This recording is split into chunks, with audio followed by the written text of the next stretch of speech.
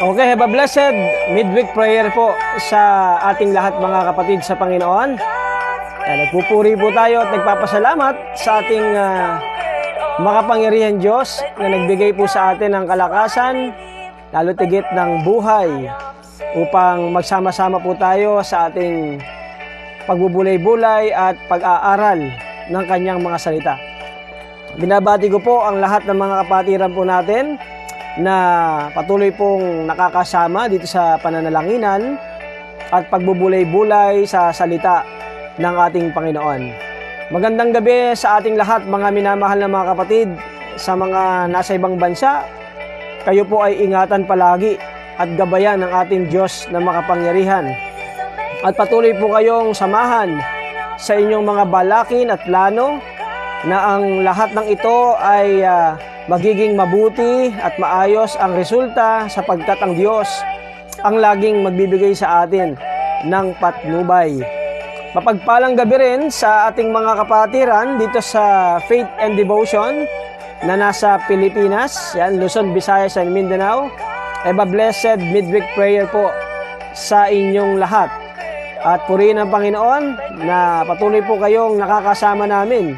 Alam ko po, napaka-abala din po ninyo sa araw-araw, pero kayo po ay naglalaan din ng panahon upang makasama po namin dito sa Faith and Devotion. Ganon din sa family ng Faith United Methodist Church, ang ating mga kapatiran na patuloy pong nakakasama din sa pananalanginan. Alam po ninyo kung sino po kayo, no?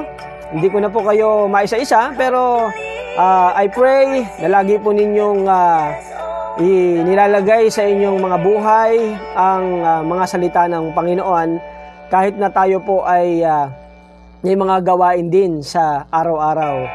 Magandang gabi rin sa mga kapatiran po natin na sumusubaybay, no? Lalo tigit sa panahon ito na patuloy pong nakikibahagi sa pananalanginan. Magandang gabi rin sa family Yocario. Yan, kay Ate Mayet, kay Kuya Marlon, at sa inyong mga anak. Hello, Mika, and Ate Gina Magbohos. Yan, maraming salamat po. Hello, Ate Evelyn, Granadosen and family. Magandang gabi po sa inyong lahat. Sa ating kapatid din na patuloy pong nakakasama rin natin sa pananalanginan. Magandang gabi rin po sa lahat ng mga busy. At pagka hindi na pa kayo busy, makasama namin kayo sa pananalanginan. Okay? Ihanda po natin ang ating mga puso at isip. Patuloy po nating papurihan at pasalamatan ang ating Diyos na makapangyarihan. Okay? Awitin natin ang The Goodness of God. Come you broken, Heavy laden, come you helpless, come you in despair. Come be blessed, come be saved. Come believe, come receive the goodness of God's grace.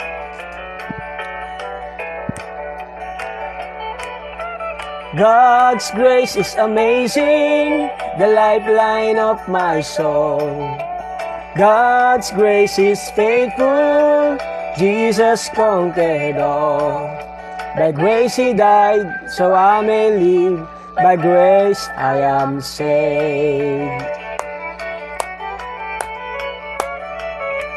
Come you weary, hope and be free.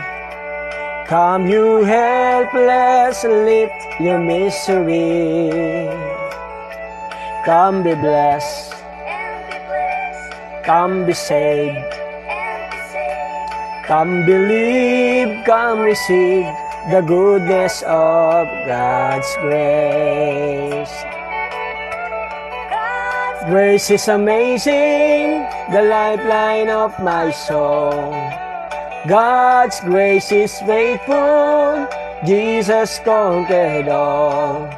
By grace He died, so I may live. By grace I am saved. Yes, Lord. Thank you so much.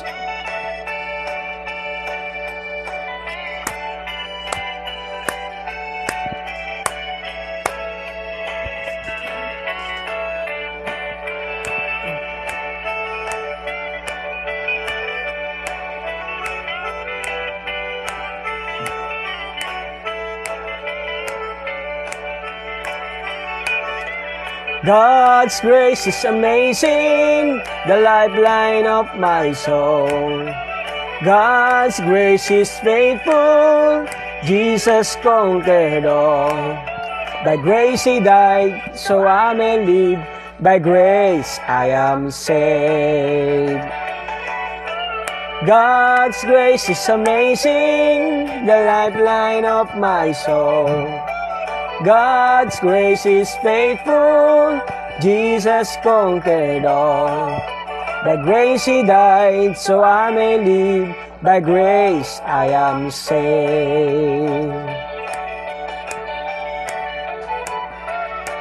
You broken, heavy laden, come you helpless, come you in despair. Come be blessed, come be saved, come believe, come receive the goodness of God's grace. Amen. Sige po, tayo sandaling manalangin. Aming Diyos, maraming salamat po sa patuloy po naming pagsasama-sama at pagbubulay-bulay. Sa gabing ito, pangunahan po ninyo ang bawat isa sa amin na maunawaan at mapakinggan, Panginoon, ng may kaliwanagan na ang iyong mga salita ay tunay na nagbibigay sa amin ng gabay sa araw-araw. Kaya naman, tinatas po namin, Panginoon, ang aming mga buhay sa iyo at ang mga makikinig sa gabing ito. Sa iyo namin, Panginoon, itinataas ang lahat ng papuri. Sa pangalan niyo lamang, Jesus, sa tulong ng Banal na Espiritu Santo. Amen at Amen. Okay, magandang gabi po sa inyong lahat. Magandang gabi rin po, Ate Merly, sa Doliesan family. Pagpalain po kayo ng ating Panginoon. Yan. Okay, sige po, ihanda po natin ang ating mga puso at patuloy po nating pagbulay-bulayan ang salita ng ating Panginoon na siyang mababasa natin sa unang Pedro. Yan, 1 Peter chapter 1 verse 17. Sabi rito, walang kinikilingan ang Diyos. Hinahatulan niya ang mga tao ayon sa mga ginawa nila. At dahil tinatawag ninyo siyang Ama, mamuhay kayong may takot sa Kanya abang kayo'y nasa mundong ito. Pinagpala po tayo sa pagkabasa ng banal na salita ng Diyos. Hello po, Tita Mirasol, magandang gabi po. Kay Ate Mayet, magandang gabi rin po sa inyo. Hello, Jamaica, pagpalain ng Panginoon. Okay, Kuya Marlon, Lyocario. Okay, ang ating tema, sikaping mamuhay ayon sa kalooban ng Diyos. Yan. Alam nyo mga kapatid sa Panginoon, kapag pinag-uusapan po natin ang pamumuhay at pagsunod sa kalooban ng Panginoon, ito yung pinaka mataas na pagbibigay natin ng paggalang sa isang Diyos na makapangyarihan na siyang merong pinatunayan sa mga katulad po nating mga tao na walang kakayanan kundi ang Diyos na nagbigay sa atin ng napakagandang picture or perspective ng buhay. Kaya kung kayo ang itatanungin, maaring nahihirapan tayo, maaring hindi ganun kadali. No? Lalo't kapag ang pinag-uusapan natin, yung may kaugnayan sa pamumuhay na may kabanalan. At naniniwala tayo na habang nasa sa atin ang salita ng Diyos na banal, ang gabay na mula sa Kanya ay maaring magampanan natin sa ating pagtugon at pagsunod. Kaya kung mapapansin po ninyo, itong buwan ng Setyembre ay kinikilala natin yung tinatawag na Christian and Education. No? Ang mga Kristiyano na well-educate through the Word of God, no? Marami siyang po pwedeng gawin na may kaaya-aya at karapat-dapat sa paningin ng tao at sa paningin ng ating Panginoon. Although sinasabi natin, wala akong pwedeng mapatunayan sa inyo. Pero ang Diyos ang nagbibigay ng ganitong setup ng buhay. Hindi mo man patunayan, pero ang Panginoon, once na binago ang iyong setup ng buhay, nagkaroon ka ng napakagandang view patungkol sa pagiging lingkod at nakita mo yung ganda ng resulta ng isang tumugon sa pagkakatawag sa Panginoon. Alam ko, maraming nais maging maiayos ang kanilang buhay.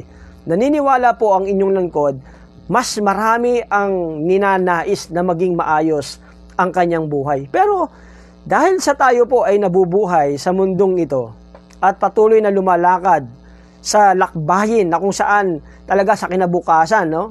May mga hamon at mga pagsubok na tayong hinaharap. Maging sa buong maghapon na pinagdaanan natin, hindi man natin ito ina-expect. Pero ang katotohanan, paggising pa lang sa umaga, meron na agad tayong hinaharap na mga suliranin, no? Na mga maaari nating magawa ng paraan. But because of help of God, no? Through His Word and His presence, through the power of the Holy Spirit, na-overcome natin ito in the whole day, no? Sa buong maghapon. Nagugulat ka na lang, wow, praise the Lord, natapos na naman, Panginoon. Kaya kung hindi nyo namamalayan, habang sumasapit ang araw, nadadagdagan ang araw, ang buhay ng tao, palapit na palapit sa kanyang kalagayan, at makikita ninyo, mayroong pagbabago. Not only sa physical, pero doon sa kalagayan na parang may mga panahon, may nakakalimutan ka na. Tama po ba? May mga panahon na parang meron kang gustong gawin pero hindi mo nagawa. No? Ito, tandaan ninyo mga minamahal, maaaring makalimutan natin yung mga gusto nating gawin sa buong maghapon, pero wag naman ninyo sanang kalimutan na tayo po ay mga alagad o lingkod ng Diyos. No? Kung tinanggap natin in the first place, no, sa unang pagkakataon ang paglilingkod sa Panginoon, pamuhin na natin ito hanggang sa dulo, no? Yun ang sinasabi ng talata, sikaping mamuhay ayon sa kalooban ng Diyos. Talagang mahirap mamuhay sa mundong ito. Lalo kung dalawa ang kalooban ang nananaig sa atin. Minsan tatlo pa nga Kalooban ni Taning, kalooban mo, kalooban ng Diyos. No? Kaya ikaw na mayroong katawan, ikaw ay nasa gitna no? Ito yung kalooban, minsan kalooban ni Taning, ano? Kalooban mo at kalooban ng Diyos. Minsan, ikaw yung nasa gitna. Kaya ikaw, very wise dapat. Maging wise, no? Hindi para manlilang, hindi para manloko, kundi maging matalino. Isipin mo kung yung nagagawa mo ba ay tama, no? Kapag tama, di sa Diyos. Pag mali, ay alam mo na kung kanino.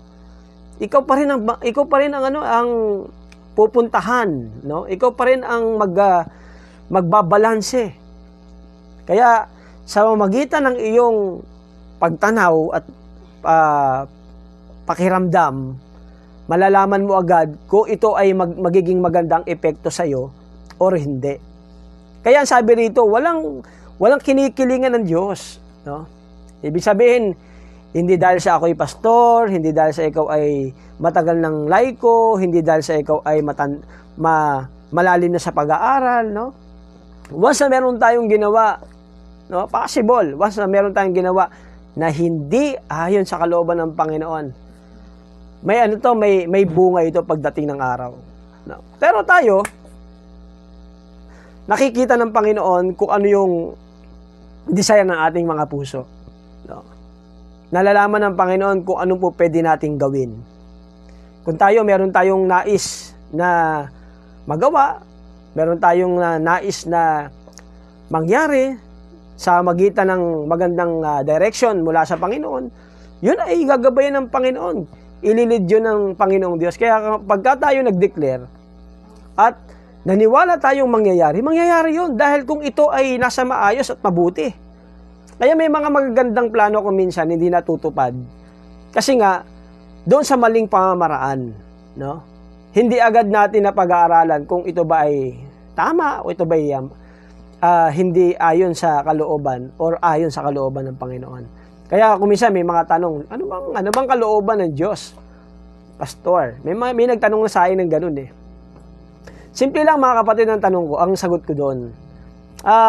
Sabi ko nga, kapag ka mapapasama ka, hindi yun ang kalooban ng Diyos. Pero kapag ka mapapabuti ka, yun ang kalooban ng Diyos. No? Kaya yung word na sikapin, mga kapatid, may kaakibat yan na pag-aaral. May kaakibat na pagbubulay-bulay. At may kaakibat na talagang pag-aaralan mo. Sayang yung pagsisikap mo kung hindi mo yun mararamdaman na nasa mabuti bang direksyon. Kasi marami nagsisikap, kung minsan hindi pala sa direksyon ng Panginoon. Magandang mapakinggan na nagsisikap tayo. Minsan ganito, nagsisikap tayo sa buhay para makaahon tayo. Pero yung pagsisikap natin, hindi kasama ang Diyos. Tama, mali. Pero kung tayo po ay nagsisikap na namumuhay ayon sa kalooban ng Panginoon, tignan ninyo, kahit nasaid tayo, kahit natumba tayo, kahit nahirap tayo, kahit nalugmok tayo, kahit anong mangyari, at the end of the day, magtatagumpay at magtatagumpay pa rin tayo. Kasi may Diyos na tumutulong. Maaari sa calculation ng tao, sabihin, bagsak ito. Maaari sa calculation sa paningin ng tao, kita ninyo, mali yung direction, mali yung naging resulta. Minsan may mga ganun inaalam ng Lord sa buhay na ito na parang ang tingin ng tao hindi naging maganda yung naging bunga. Pero may aral doon. May aral. Tandaan ninyo, ang paggabay ng Panginoon hindi lamang doon dahil sa naging successful ka, maging doon sa mga doon sa naging kalagayan, nag-fail ka man, not necessarily na hindi ka na magtatagumpay. Kasi habang nagsusumikap ka mga kapatid, makikita mo yung magandang pag-aaral. No? Dapat pinag-aaralan natin yun. Kasi sa bawat araw, merong tinuturo ang Panginoon na dapat nating magamit, na dapat nating maging alam mo yun, pundasyon, no? Maging kaagapay, no? Kaya maraming matitibay na mga lingkod ng Diyos dahil ang maraming problemang naging kinaharap nila, pero hindi po sila nagpatinag. Hindi po sila nagpadala, no? Kaya kung meron mang hindi nagiging tapat, kung meron mang hindi nagpapatuloy, alam nyo, hindi rin naman tayo ang dapat magusga no? Kung may mga lingkod tayong mga kapatid tayong mga dati ang sisipag, no? Dati ang iinit nila sa paglilingkod. Pero bakit may mga kasi kung minsan dinadahilan ng tao ganito. Ayoko na magpunta ron. Kasi nakikita ko yung alam mo yun? Alam mo, pagka gano'n na ang thinking, although di naman may iwasan, pero saan ba tayo nakatingin? No? Saan ba tayo naglilingkod? Kanino ba tayo naglilingkod? Kapag ka po tayo sa Panginoon, tingnan natin si Lord. Huwag yung mga tao sa paligid natin. No? Parang sa pamilya lang yan na kapag ka may kinaiinisan ang kapatid mo, at sabihin mo, ayaw mo siyang makita, whether you like it or not, kapatid mo yan kahit anong mangyari. No? Magkikita kayo niya sa ayaw at sa hindi. Sa gusto mo at sa hindi. Bakit? Kasi nga, may kahinaan sila, may kahinaan din tayo na kailangan nating mapaglabanan. Pero kapag kasinod nila yung will nila, yung gusto nila, at pinili nila na maging ganoon, yung kalagayan, na parang wala na silang kinakatakutan, wala nang paggalang, wala nang pagtingin doon sa magandang samahan o relasyon, yun, iba na yun. No? Ako nga, lagi ko sinasabi, nagpastor ako hindi para sa ikabubuti ko lang No? Nagpastor ako dahil alam kong mabuti ang Diyos at pinabuti niya ang buhay na ito. At yun ang nais ng Panginoon na makamtan natin, madala natin habang tayo ay naglilingkod sa Panginoong Diyos. Alam nyo, marami nang pinatunayan ng Panginoon sa mga buhay natin. At alam ko, sa mga personal ninyong buhay, sa mga individual na buhay, marami na pinatotohanan ng Panginoon. Ngayon pa ba kayo mag-iisip kung kalooban ba ng Panginoon sinusunod ninyo? Ngayon pa ba kayo magtatanong kung sinasamahan kayo ng Panginoon? Ngayon pa ba ninyo sasabihin, Lord, talaga bang nariyan ka? No? Minsan may mga ganun tayong kaisipan, pero ang tanong dito, naging consistent ba tayo? No? Ang pagka-Diyos ng Diyos, na mabuting Diyos, ay hindi nagbabago. Pero ang tao, no, minsan mabait, minsan hindi mabait. Minsan tapat, minsan hindi tapat. Ganun lang tao. Pero, sabi nga sa talata, walang kinikilingan ng Diyos. No? Wag nating husgahan din ang ating kapwa.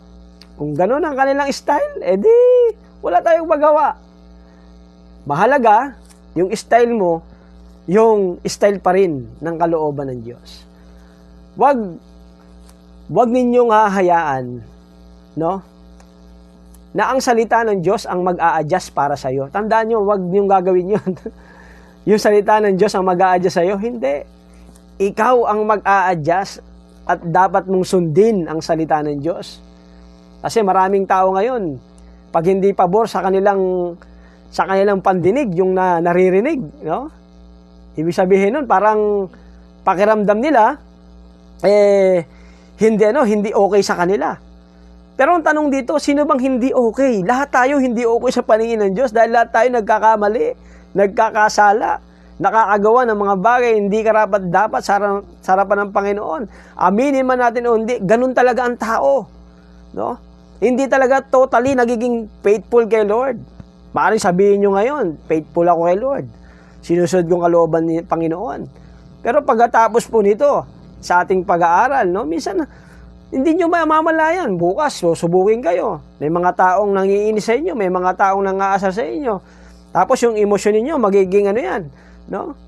Dinadali tayo kung minsan sa pag-iisip, sa emosyon, sa mga gawa natin na hindi natin namamalayan. Hindi na pala yung will ni Lord ang nasusunod natin. Kaya sikapin. Habang nagsisikap ka, parang nag-aaral yan eh. No?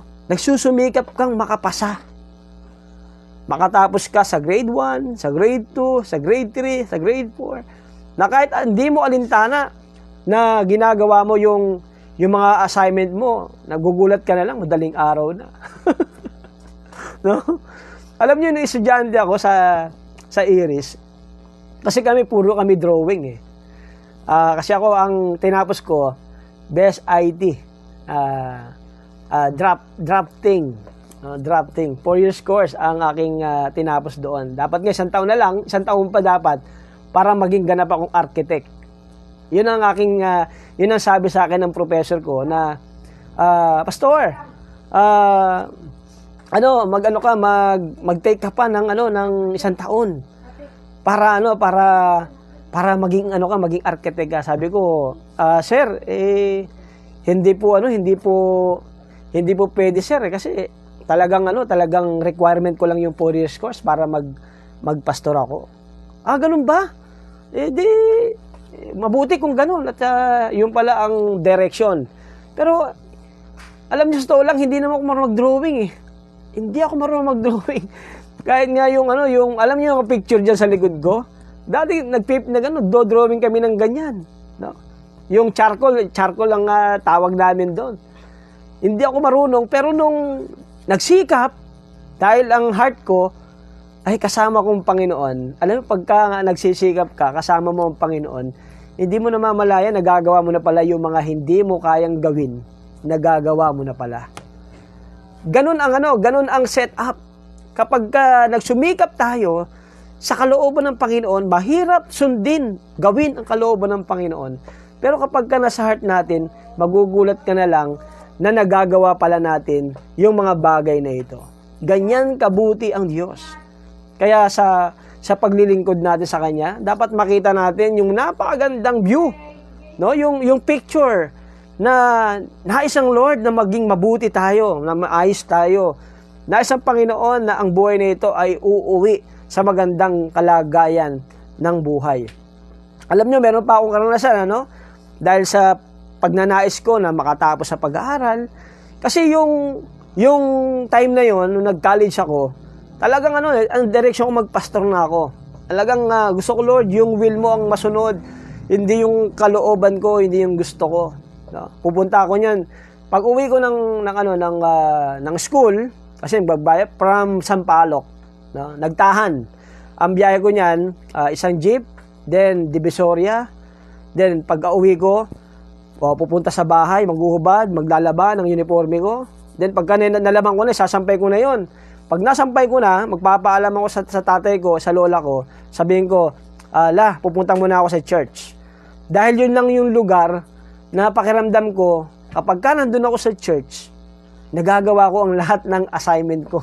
Dahil pakiramdam ko, sinasamahan ako ng Panginoon. Alam nyo, hindi ko namamalayang, madaling araw na pala ako umuwi. Dahil sa pagsisikap, pagnanais kong masunod yung will ni Lord, na pagka nakagraduate ako, makakamtan ko na yung pagpapastor ko. Kasi kung hindi ko po ito gagawin, baka hindi ako ngayon, pastor ngayon, kung hindi po ako nakagraduate. Alam niyo, sabi sa akin ng Pastor Erwin, siya Pastor Erwin Dabandan, pastor ko, sabi niya, "So Jerry, dito ka na matulog, bukas ka na lang umaga umuwi." Sabi ko, "Pastor, hindi po kailangan ko pong umuwi. Kasi magpa-plancha pa ako bukas ng uniforme ko. Maaga ako umalis, alas 6. Imagine mo, from 6 a.m. hanggang 5 p.m. yung pag-aaral namin. No? Yung pag-aaral ko, kaya sabi ko, ang hirap. Tapos ang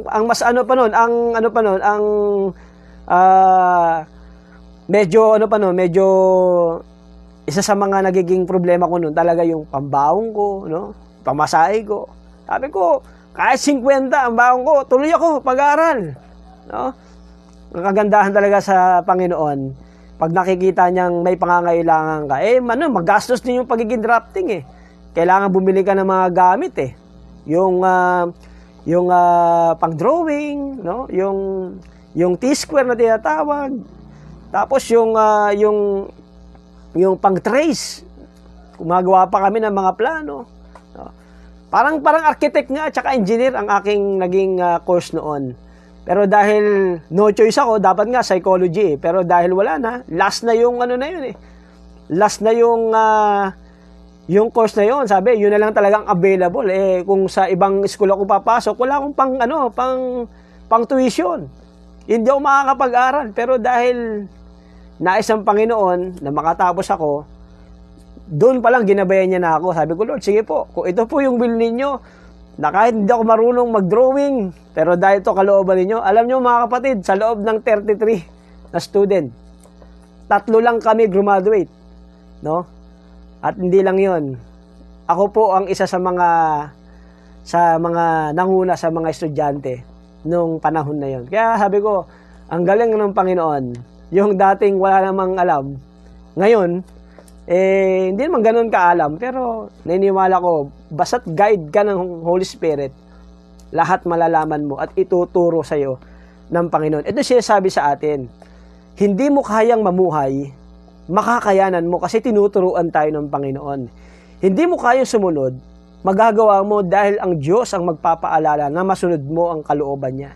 Sapagkat darating ang araw, ano pa man ang estado natin sa buhay na ito, kung nakapag-aral ka o hindi, kung naging successful ka o hindi, kung mayaman ka o hindi, ang lahat ng ito, lahat ng ginagawa natin, kung hindi ayon sa kalooban ng Panginoon, lahat ng yan, darating ang araw, may bunga yan. Ay sabi sa talata, hinahatulan niya ang mga tao ayon sa mga ginawa nila. At dahil tinatawag ninyo siyang Ama, mamuhay kayong may takot sa Kanya habang kayo'y nasa mundong ito. Alam nyo, yun ang pinangahawakan ng isang taong may pagnanais na makatupad sa kalooban ng Panginoon. Huwag kayong matakot sa tao. Ang katakutan ninyo ay ang Diyos. Hindi dahil sa ay, hindi akong tatakot sa'yo. Hindi ganon. Yung merong ang takot sa Diyos.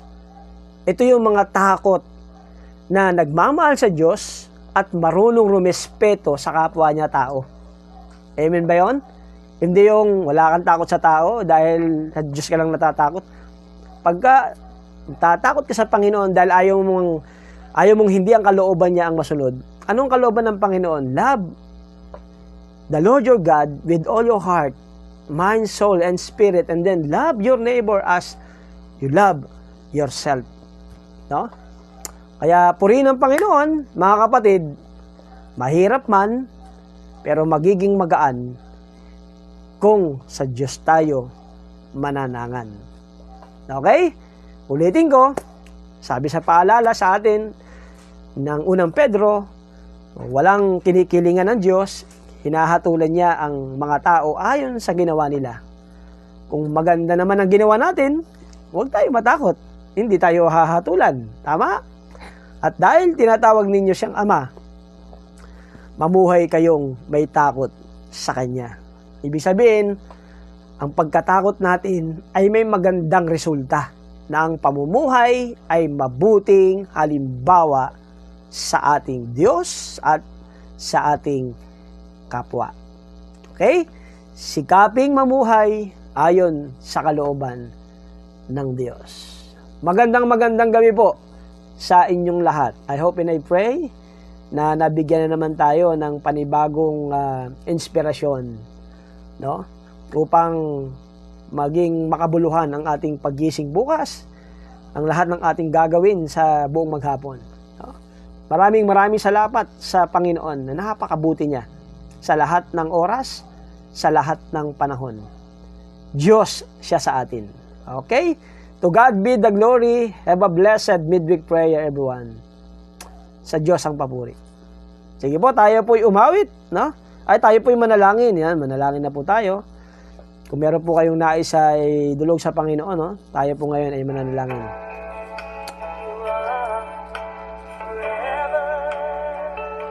Yan, maraming salamat po, Panginoon, sa napakagandang paalala po ninyo sa amin. Tunay, Panginoon, na hindi matatawaran ang iyong kabutihan, katapatan. Yes, Lord, kung minsan hindi po kami nakakagawa ng mga kabutihan, patawad po, Panginoon. Kung kami man may mga nagagawang hindi ayon sa kayong kalooban, Lord, I ask the forgiveness. Ikaw ang Diyos ang manguna sa buhay na ito. Walang kakayanan ang tao na lumakad ayon sa Kanya. Pero sa inyo, Panginoon, once na kayo po ang pinanghahawakan, walang mahirap, lalo't kung ang puso ay sinuko, kung ang buhay ay inilapit, kung ang isip ay pinasakop. Tunay, Panginoon, walang imposible sa iyo. Walang mahirap sa iyo, sapagkat ikaw ang Diyos ang nagtuturo sa amin. Lord, I pray sa mga kapatid naming may mga karamdaman. Patuloy mo silang palakasin, pagalingin in the name of Jesus. Sinasamo namin, Panginoon, ang iyong anak na si Jen Micah at yung anak ni kapatid na Mary Rose, Panginoon, at yung mga kapatid namin na nakakaranas ng kabigatang pisikal. Lord, I pray kay Tatay Chito, healing in the name of Jesus. At sa mga kapatid namin na may mga pinagdadaanan, emotionally, pagaanin niyo, Panginoon, i-comfort niyo po, Panginoon. Kung sila may nanlalamig, kung sila may nagkakaroon ng hindi magandang pakiramdam, in the name of Jesus, ikaw ang Diyos ang makapagbibigay at babalik, Panginoon, ang kanilang init ng pakiramdam. Kaya sa mga kapatid namin na mga nakakaranas ng karamdaman, physical, patuloy po ninyo silang gabayan. At ang kagalingan na patuloy pong ipinagkakaloob ninyo ay maranasan po nila sa iyong pangalan. Kaya sa mga kapatid namin din, sa mga kapatid namin sa ibang bansa, ingatan niyo po, Panginoon, sila, gabayan sa kanilang pamumuhay, at ilayo sa lahat ng banta ng kapahamakan, temptation, at patuloy pong maranasan ng iyong mga anak na ito, na ikaw ang Diyos, ang pundasyon at sandigan upang malayo sila sa lahat ng banta ng kapahamakan. Salamat din sa mga kapatid namin na narito, Panginoon, Luzon, Visayas, at Mindanao, nakikinig ng iyong mga salita. Salamat po sa kanilang buhay. Pagpalain niyo po, Panginoon, sila. Ingatan niyo po, Panginoon, sila. Ilayo sila sa lahat ng banta ng karamdaman din at kapahamakan din, Panginoon.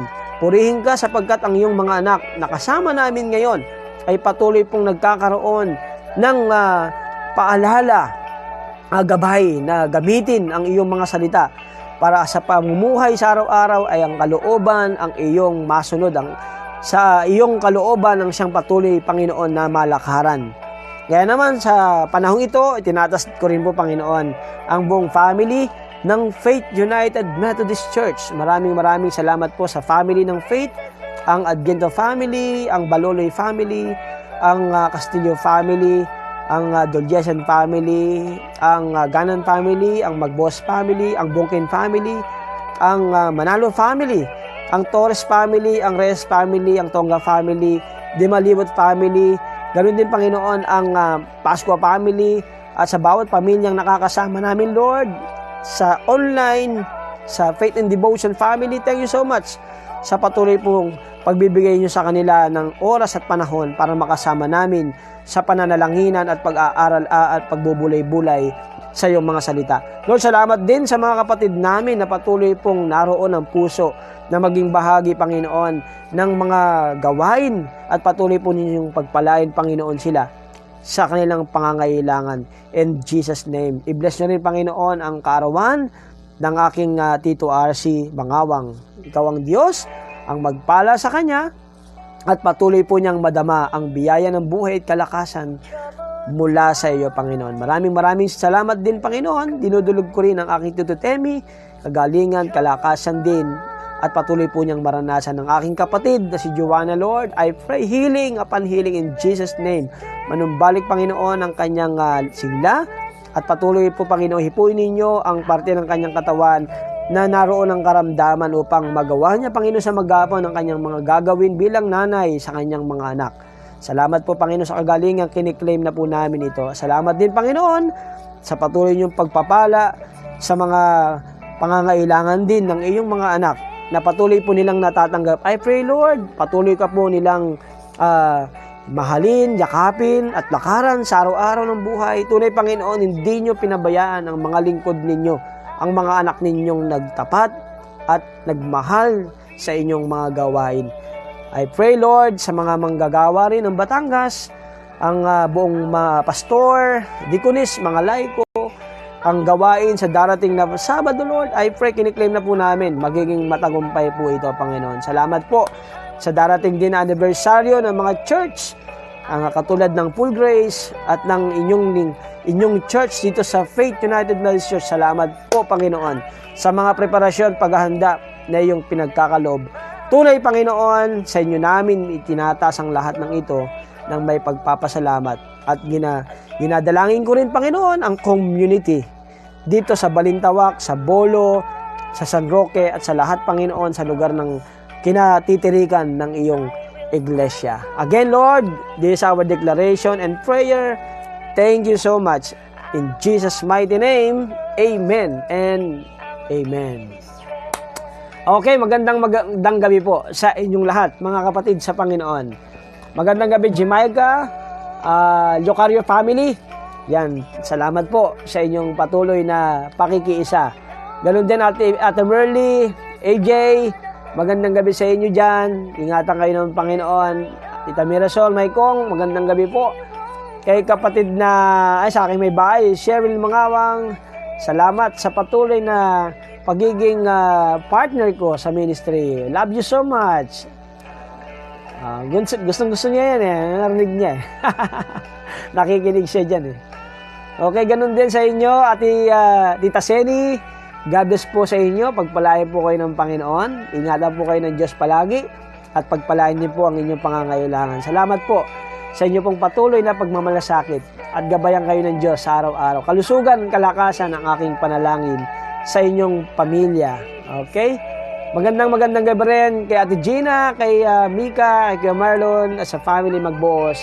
magandang gabi po. Hello, Tita Encarnita Bumanglag, magandang gabi po sa inyo. Pagpalain po kayo ng Panginoon at ang inyong pamilya. At salamat din sa mga kapatid natin katulad ni Mark Anthony Ocampo and Ocampo family. God bless sa inyo dyan. Yan, salamat po kay Ate Mirso Maykong. Yan, salamat din sa mga tagapakinig, Tatay Rudy, Salcedo, Nanay Glo. Magandang gabi po sa inyo. Congratulations kay Jillian, Dagyo. Patuloy kayong pagpalain.